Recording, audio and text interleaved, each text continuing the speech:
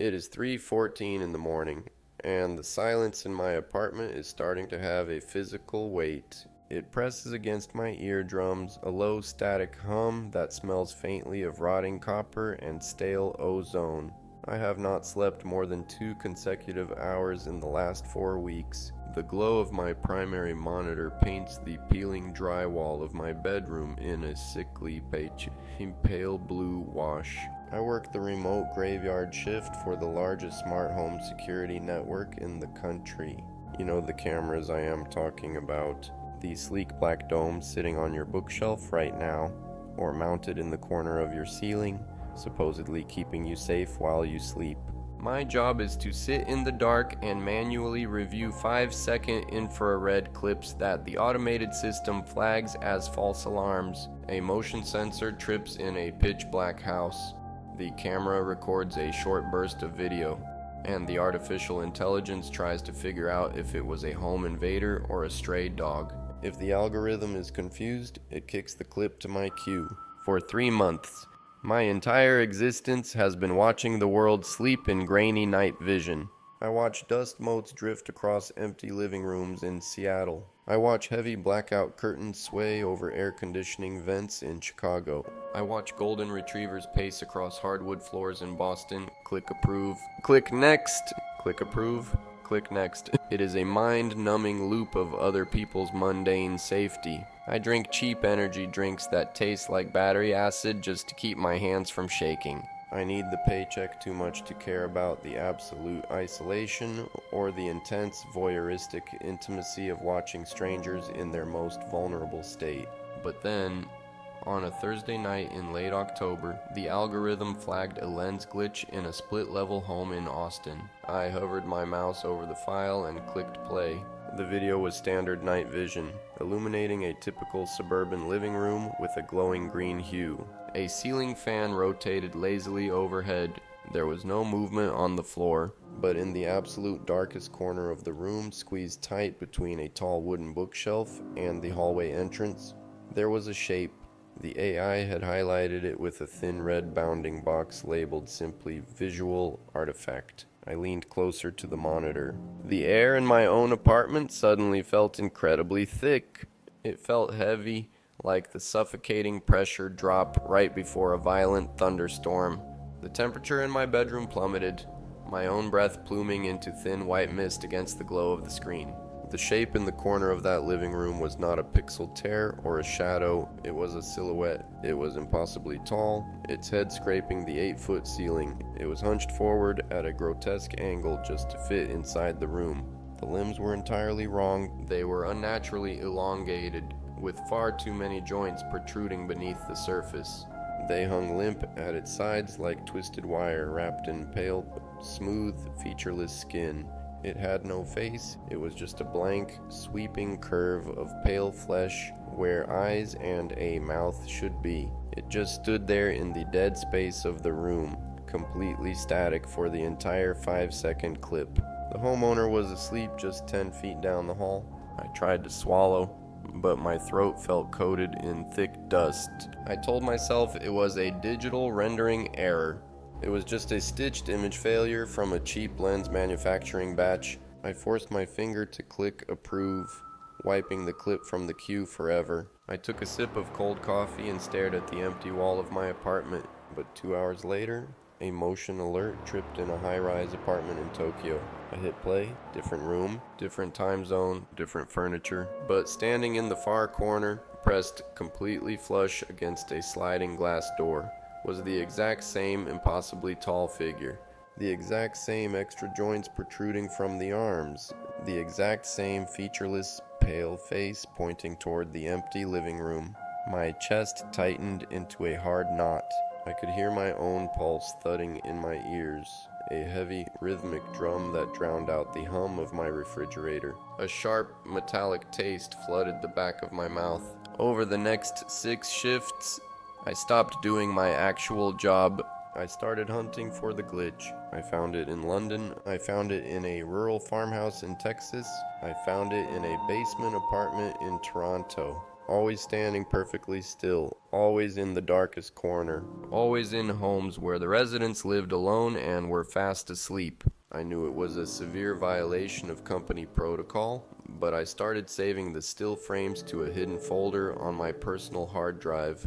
I needed to prove I was not losing my mind to the insomnia. By the end of the week, I had 30 screenshots from 30 completely isolated homes. I opened a photo editing program and dropped all 30 images onto a single canvas. I set the opacity of each layer to 10%. I overlapped them one by one, slowly dragging the borders until they matched. The nausea hit me in a sudden, violent wave. The skeletal proportions aligned flawlessly.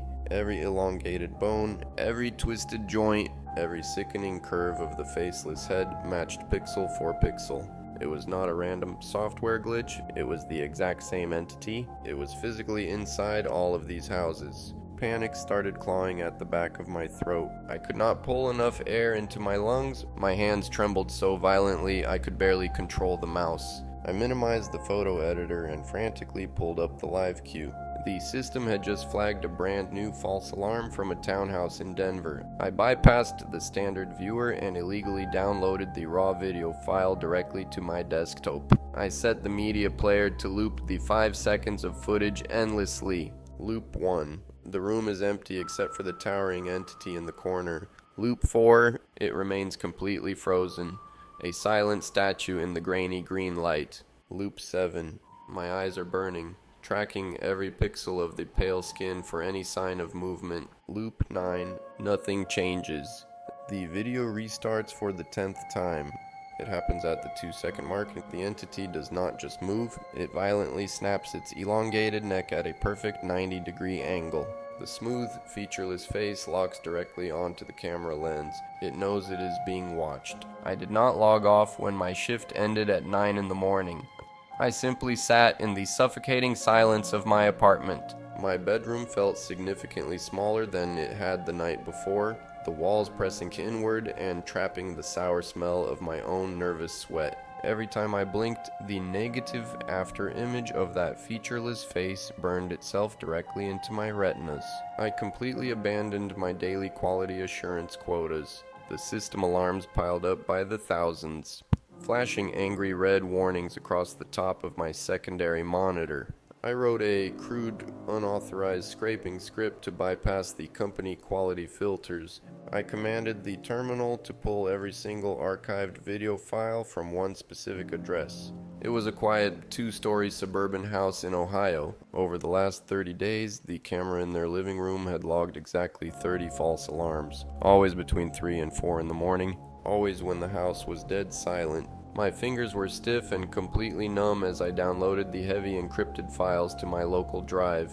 I opened a video sequence editor and dropped all 30 clips into the timeline. I stripped away the dead air, stitching the 5-second fragments together end to end. I created a seamless, heavily compressed time lapse of a single dark corner over an entire month. I took a deep drag of stale air and hit play. My stomach dropped into a bottomless, icy void. The towering silhouette was not a static digital error.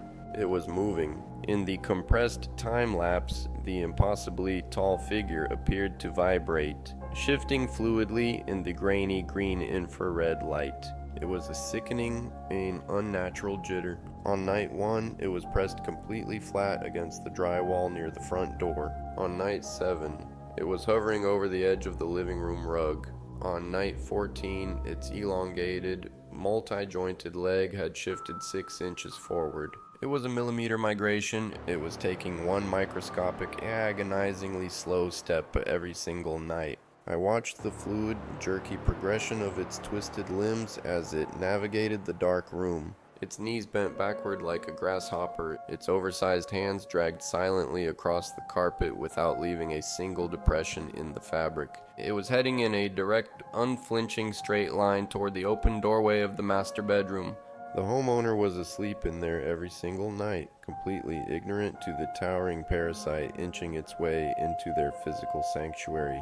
A sick, desperate curiosity began to burrow into my exhausted brain. Our review software automatically strips the audio from these clips to comply with federal wiretapping laws. We are strictly forbidden from listening to the private environments of the homes we monitor, but the raw, uncompressed data packets still held the ambient audio tracks locked deep inside a restricted server vault meant only for law enforcement subpoenas. I spent the next 3 hours typing string after string of bypass code, my chewed fingernails bleeding faintly onto the plastic keys. The metallic taste of pure anxiety coated my tongue. I finally broke the firewall and extracted the raw feed from the Ohio house, taken just 45 minutes ago. I reached across my desk and grabbed my heavy, over-ear noise-canceling studio headphones. I pressed the padded leather cups tight against my skull. The ambient hum of my own refrigerator vanished, plunging me into an absolute heavy vacuum of silence. I clicked play on the raw audio track. At first, there was only the hollow hiss of microphone static. Then, I heard the low drone of the central air conditioning pushing through the vents of the Ohio house. Beneath that, I heard the faint, rhythmic breathing of the man sleeping at the end of the hall.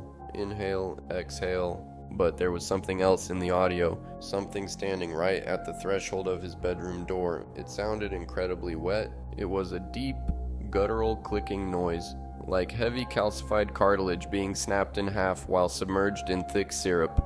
Click, squelch, click, squelch. The noise was echoing directly from the chest cavity of the featureless entity. I opened an audio analysis tool and ran the sound through a live spectrograph. The jagged green waveform spiked on my monitor in real time. I isolated the background frequencies, filtering out the air conditioning and the static.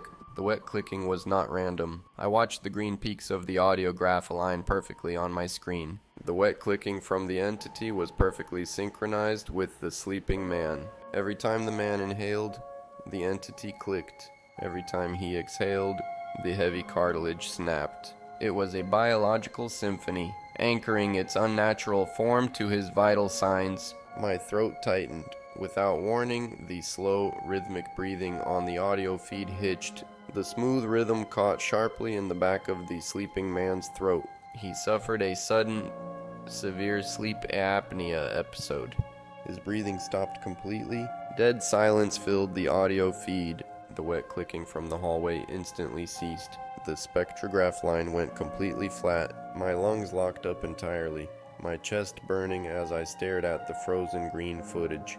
5 seconds passed. 10 seconds. The man was still not breathing.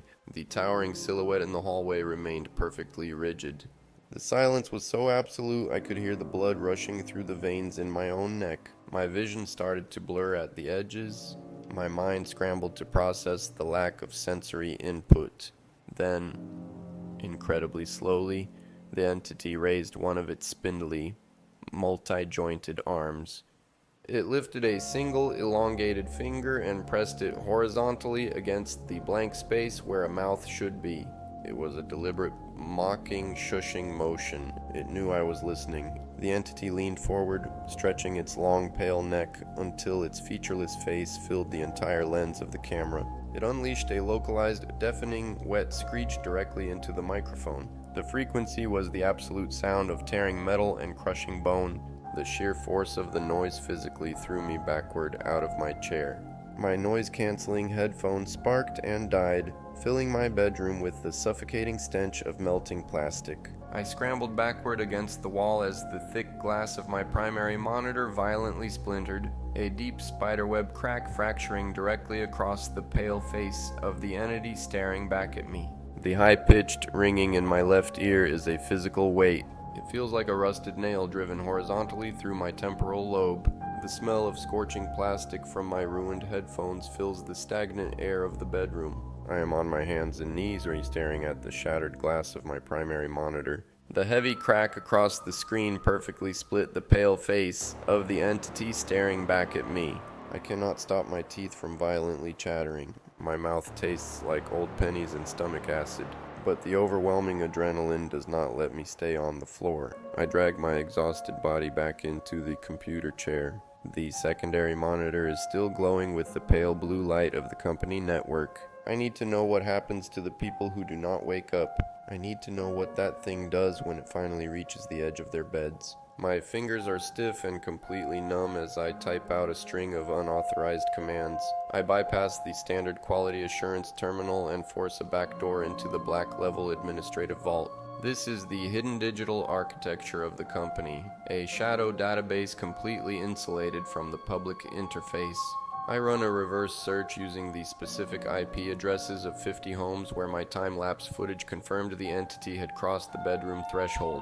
I cross-reference those 50 addresses with state medical databases and localized emergency dispatch logs. I hold my breath, fully expecting the terminal to spit back a list of missing persons reports. I expect to read grisly, classified police files detailing violent home invasions or unexplainable homicides. The search bar loads for 10 agonizing seconds. The results populate my screen in a dense wall of sterile white text. The reality sitting in front of me is infinitely worse than a physical attack.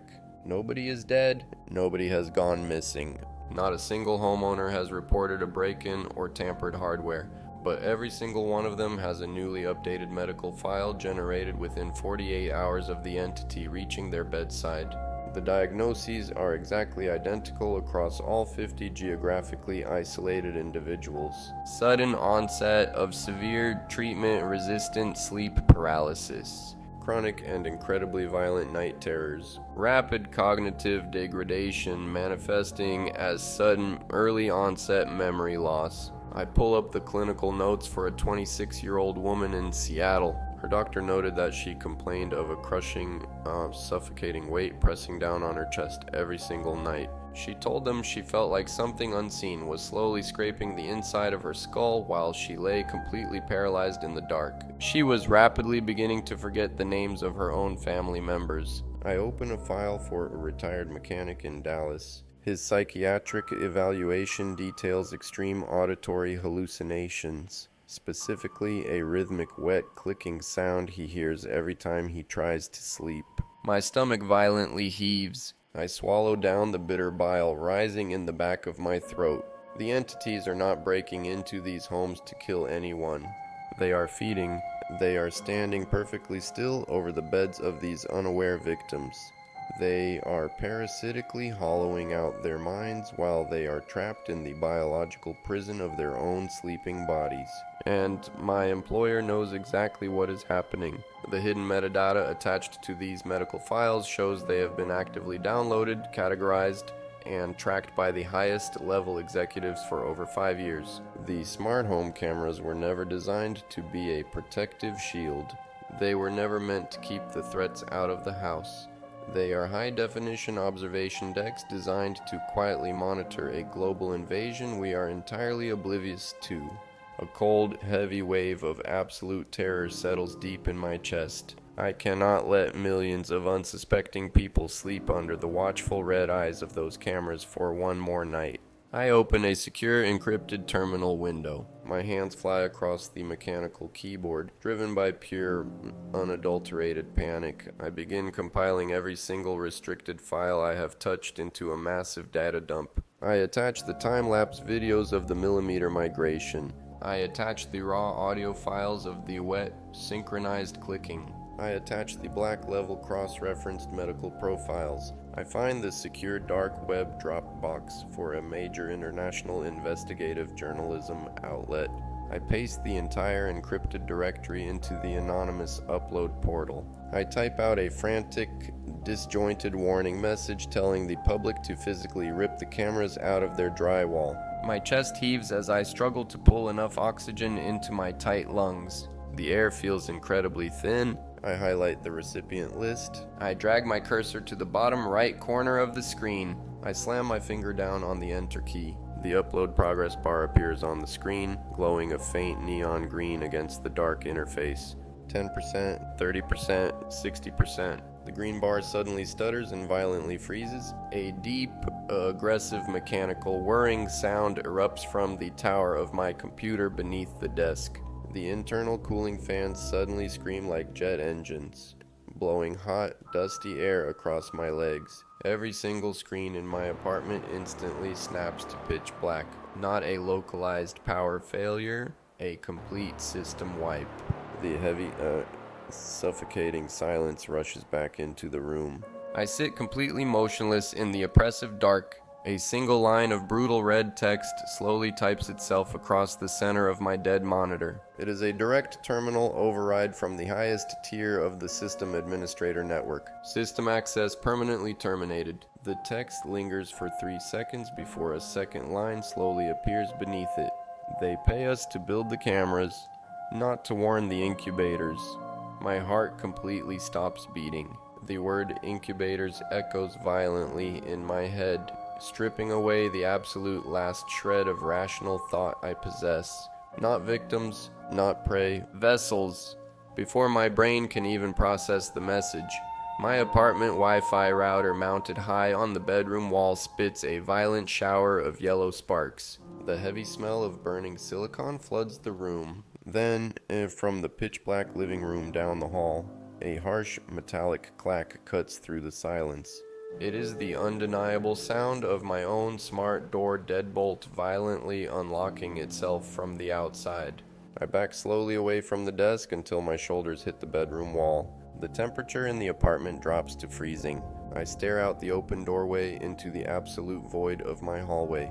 In the dead center of the darkness, a tiny glowing red dot flickers to life. It is the recording indicator of my own living room security camera, and it is staring directly at my bedroom door. I did not scream when the tiny red recording light of my own security camera powered on in the dark hallway. My vocal cords were paralyzed by pure mechanical survival instinct. I reached under my mattress and wrapped my cold fingers around the heavy iron handle of a steel claw hammer. I walked straight down the hallway, swinging the heavy steel upward with every ounce of remaining adrenaline. The plastic dome violently shattered, showering jagged shrapnel and sparking internal wiring onto the floor. But a physical barricade means nothing if the observers are already inside the walls. I spent the next hour systematically executing every single piece of connected technology in my apartment.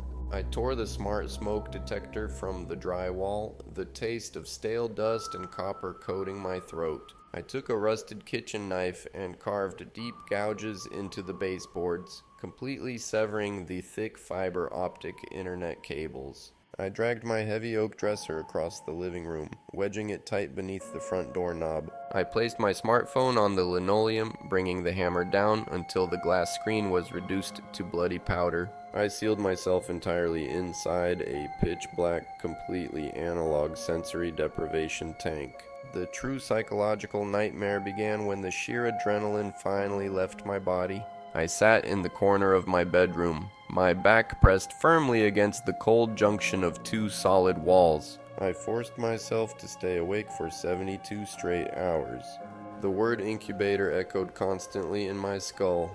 The stagnant air inside the sealed apartment grew incredibly thick, smelling intensely of sour sweat and raw paranoia. I was utterly terrified of the visceral dread of being watched while completely paralyzed in unconsciousness. By the morning of the 4th day, my physical biology began to aggressively fail. I started experiencing violent micro-sleeps. My exhausted brain forcefully shut down for 10 or 15 seconds at a time while my eyes were still open. I would blink, and entire hours simply vanished. I blinked while staring at the locked door, and suddenly I was sitting on the bathroom floor with no memory of walking there. I was rapidly losing massive chunks of time.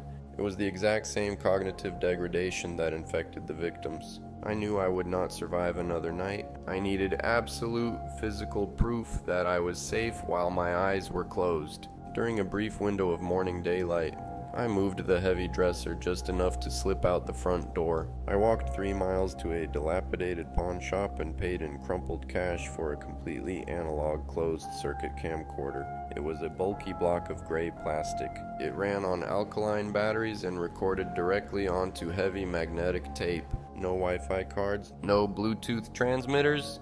It was physically impossible to access from the outside. I carried it back to my barricaded apartment and locked myself in the stifling dark once again. I mounted the camera on the top shelf of my bookcase, angling the thick glass lens directly down at my mattress. I pushed a fresh magnetic cassette into the housing and pressed the mechanical record button.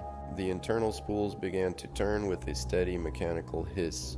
I collapsed face down onto the bare mattress. The suffocating black void of pure exhaustion pulled me under the exact second my head hit the pillow. I woke up violently, choking on completely stale air. My clothes were entirely soaked in a freezing, putrid sweat. I grabbed the heavy camcorder and plugged the composite cables into a battery-powered offline tube television resting on my desk. I hit the rewind switch. The magnetic tape violently screamed as it spun backward at high speed. I hit play. The convex glass screen flickered with heavy white static before snapping into sharp focus. I watched my own exhausted body tossing and turning violently on the mattress. I stared at the absolute darkest corners of the room on the tiny screen. I sat in the dark and watched the entire 6-hour tape. The room was completely empty. There were absolutely no unnatural shadows hovering over my bed. There was no millimeter migration. I let out a heavy, ragged sob of absolute relief. I dropped my heavy head into my bleeding hands. The physical barricades actually worked. I severed the digital umbilical cord and kept the parasite out. I was safe. But as the magnetic tape clicked to a sudden stop, an aggressive, localized vibration loudly rattled against the wood of my nightstand. My stomach violently dropped into an icy void. Sitting next to the pulverized remains of my smartphone was a cheap, offline burner phone I purchased for emergencies. It did not have a SIM card. It was not connected to any active cellular plan. It should be physically impossible for it to receive a signal from anywhere on Earth. But the small screen was glowing an abrasive, harsh white light in the dark room. I slowly walked across the cold hardwood floor. My trembling hands picked up the heavy plastic brick. There was a single unread multimedia message sitting in the offline inbox. It was sent by an anonymous, untraceable alphanumeric string used only by my former coworkers. Attached to the message was a highly compressed video file. It was simply titled gestation.mp4. The offline burner phone feels impossibly heavy in my sweating palm. It is a dead brick of cheap plastic, completely disconnected from any cellular tower on Earth. Yet the harsh white glare of its tiny screen illuminates the dense, floating dust in my pitch-black bedroom. My thumb hovers over the mechanical play button. The air in my sealed apartment is entirely stagnant, smelling deeply of sour adrenaline and melted copper wire. I do not want to press the button. Every raw biological instinct I possess is screaming at me to hurl the device against the hardwood floor and shatter it into dust. But the suffocating weight of the unknown is infinitely heavier than the fear.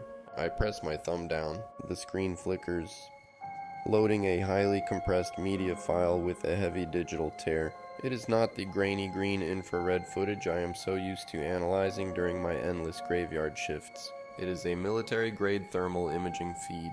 The clinical timestamp in the top right corner marks the footage as originating from a subterranean corporate sleep laboratory.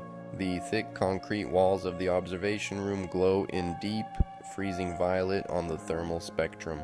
In the dead center of the frame is a heavy and reinforced medical bed. A human test subject lies perfectly flat on their back beneath a thin white sheet. Their core body heat radiates in bright, blinding orange and yellow hues against the freezing cold mattress. I stare at the small screen, my lungs burning as I completely forget to pull oxygen into my body. I wait for the dark violet corners of the observation room to shift. I wait for the towering, multi-jointed silhouette to step out of the shadows and into the thermal frame. I brace my exhausted mind to watch the millimeter migration as the entity creeps toward the sleeping host. But the dark corners of the room remain completely empty.